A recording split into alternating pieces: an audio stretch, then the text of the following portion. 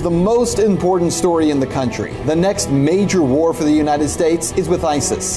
But what media and politicians are not telling you the truth about, where ISIS came from, who created them.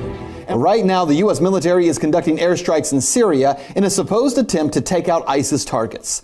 Meanwhile, the White House and military leaders are talking about possible boots on the ground in Iraq again, only 3 years after the war in Iraq was declared over. When the U.S. first went into Iraq, we blew the country apart. We destroyed the government, toppled Saddam Hussein, destroyed infrastructure, and most importantly, left behind a power vacuum. But here's the other storyline that you have to understand, that even with Saddam gone, ISIS still couldn't have risen to power had it not been for what happened next. It wasn't until 2009 that ISIS shifted its focus from Iraq, where it was largely unsuccessful in developing a foothold, and focused on the civil war in Syria. Even there, ISIS struggled to gain any foothold because the two largest groups fighting against President Bashar al-Assad were al-Nusra Front, or Al-Qaeda, and the Free Syrian Army. Then came a pivotal moment that most Americans aren't even aware of.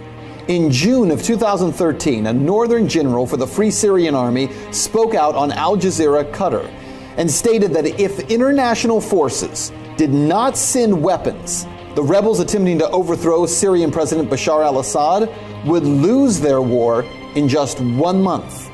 Well, within just a matter of weeks of that Syrian general making his plea for international help, the U.S., the Saudis, Jordan, Qatar, Turkey, and Israel began providing weapons and training and money to the so-called rebel Free Syrian Army. But where it all fell apart, weapons that the U.S. insisted would be used by freedom fighters would be in less than 1 year in the hands of ISIS fighters. So where were these fighters coming from? Actually, from the Free Syrian Army, the group that John McCain insisted would help the U.S. to overthrow Assad.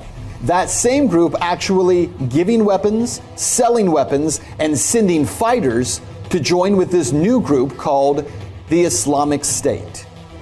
How is it the U.S. had no idea that this threat was coming? How many billions do we spend? Maybe $100 billion on the total intelligence community budget over the year. How is it that it was missed so unbelievably, so egregiously?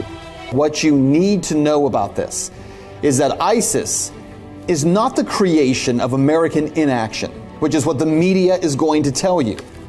No, they are the product of direct action. First, the action of creating a power vacuum in Iraq, and secondly, arming violent jihadists, hoping they would overthrow a leader in a neighboring Middle Eastern country. Well, I think the U.S. is really a hostage to its own regime change philosophy. The U.S. is very good at blowing things up and destroying societies, but it is very, very bad at putting them back together.